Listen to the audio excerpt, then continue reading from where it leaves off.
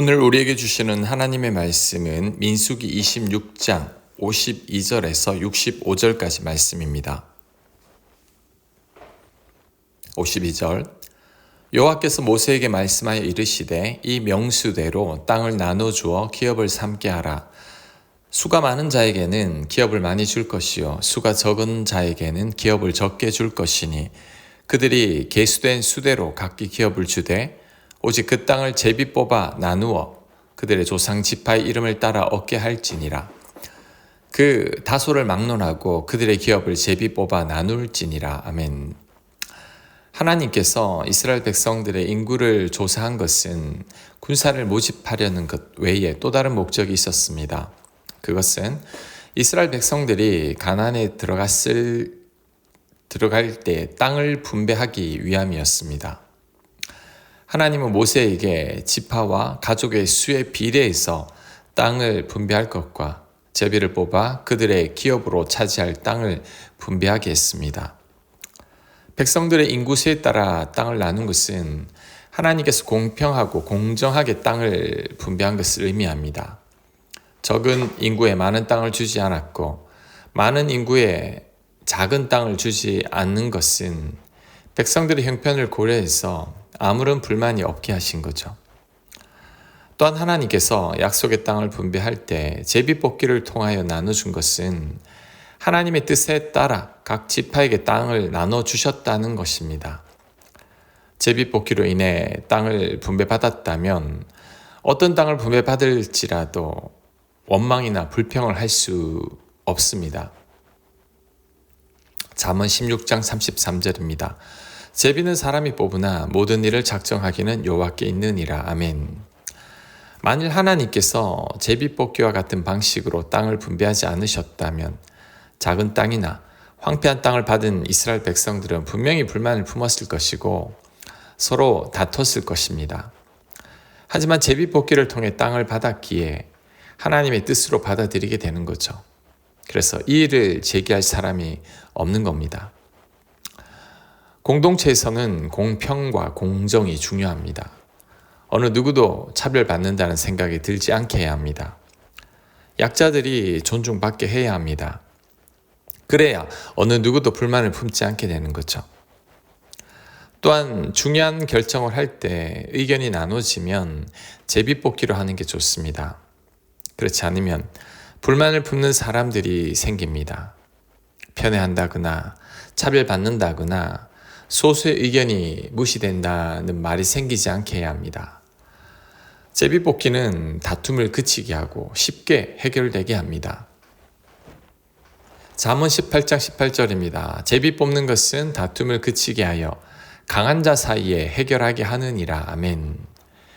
제비 뽑기는 다툼을 해결합니다. 강한 자들이 독점하는 패단이 없게 하고 약한 자들에게도 기회를 주는 거죠. 저희 교회에서 매년 목장에서 목동들을 세울 때 제비뽑기를 하는 이유도 이런 이유 때문입니다. 편애한다는 말이 없게 하고 목동으로 세움받지 않으려는 자들이 있으니 불만이 없게 하는 거죠. 또한 목동으로 세워진 자들이 목동을 감당하면서 은사를 발견하게 되기도 하고 하나님을 의지함으로 믿음이 자라기도 합니다. 그래서 제비뽑기를 하는 거죠.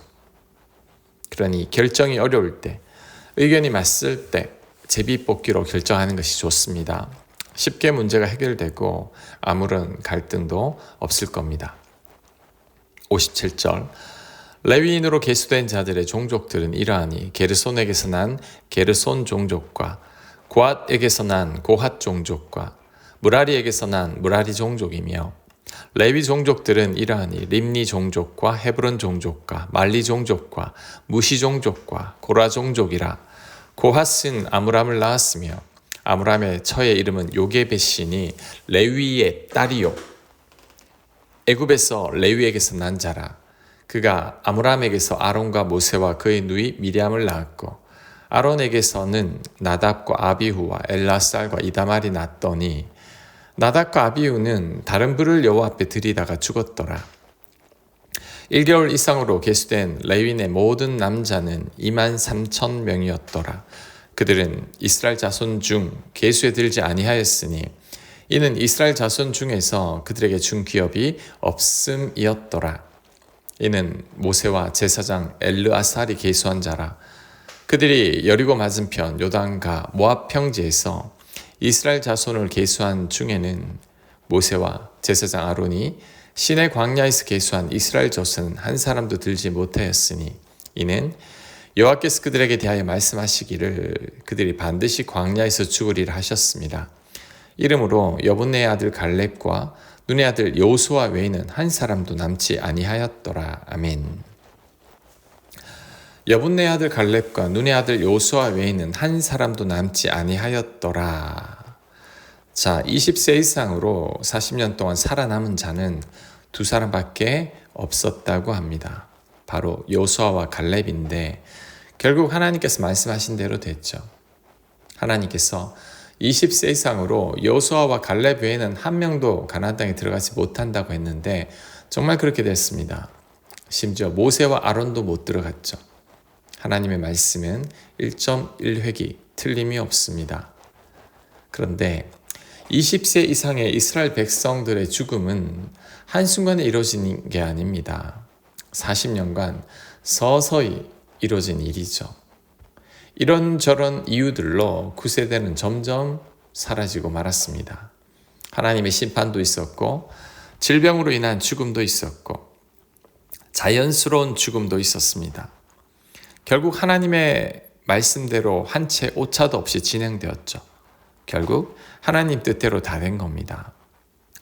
우리는 이런 과정을 보면서 깨달아야 합니다. 우리가 서두른다고 빨리 되는 게 아닙니다. 우리가 포기한다고 안 되는 것도 아닙니다. 모든 것이 하나님 손에 달려있고 하나님 뜻 가운데 있습니다.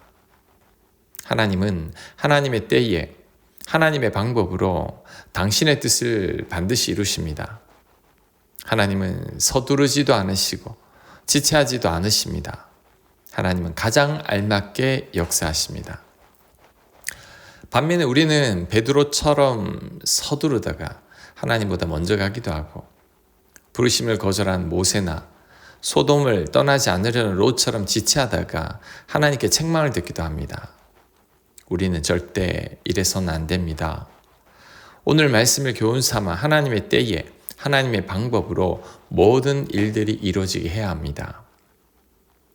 이때 우리에게 필요한 것은 겸손이죠. 내 힘으로 할 수 없음을 깨닫고 겸손히 하나님의 손길을 바라봐야 합니다. 하나님만을 의지하고 하나님께 온전히 맡겨야 합니다. 그럴 때 우리 삶 가운데 역사하시는 하나님의 은혜를 경험하게 될 것입니다. 또한 우리에게 필요한 것은 하나님에 대한 신뢰입니다. 우리를 향한 하나님의 생각은 재앙이 아니라 평안입니다. 결국은 우리를 잘되게 하시려는 거죠. 우리가 원하는 때에, 우리가 원하는 대로 되지 않을 때, 특히 더 하나님을 신뢰해야 합니다. 하나님은 내 뜻보다 크시고 내 방법보다 더 나은 방법으로 일하십니다. 그러므로 내 앞에 감당하기 힘든 문제가 나타났을 때, 염려로 인해 내 마음이 무너져 갈 때 하나님을 더욱더 신뢰해야 합니다. 조급해하지 말고 잠잠히 하나님만 바라봐야 합니다. 나를 사랑하사 아들을 주신 하나님이십니다. 나를 사랑하사 나 대신 십자가에 죽으신 예수님이 나의 주님이시죠. 그렇다면 왜 우리를 잘못되게 하시겠습니까? 요셉을 기억해야 합니다. 요셉이 억울하게 감옥에 갇혔을 때에도 하나님은 일하고 계셨습니다. 보디발 아내가 요셉을 모함해서 감옥에 가두었을 때에도, 술관원의 꿈을 통해서도, 술관원의 망각을 통해서도, 바로의 꿈을 통해서도 하나님이 일하고 계셨습니다. 결국 요셉을 애굽의 총리로 세우셨죠. 그러므로 하나님께서 지금도 나를 위해 일하고 계시고 나를 돌보고 계심을 굳게 믿어야 합니다. 내가 깨닫지 못하고 있을 뿐이지 하나님은 지금도 나를 위해 바삐 일하고 계십니다. 나를 향한 하나님의 계획은 지금도 서서히 진행되고 있습니다. 그래서 결국은 나를 위한 하나님의 선하신 뜻대로 될 것입니다. 우리는 아무것도 염려하지 말아야 합니다. 조바심을 내거나 하나님보다 앞서가지 말아야 합니다. 내가 원하는 때에 되지 않았다고 낙심해서도 안 됩니다. 하나님을 신뢰함으로 차분히 기다리며 하나님의 뜻을 헤아리며 겸손히 하나님께 기도하기만 하면 됩니다. 그럴 때 하나님께서 가장 선하게 인도하실 것입니다. 아멘. 기도합니다. 하나님의 도움이 의심스러울 때 드러나지 않게 일하시는 하나님을 신뢰하게 하옵소서. 그 어떤 경우에도 흔들리지 않는 저희들이 되게 하여 주시옵소서. 예수님 이름으로 기도합니다. 아멘.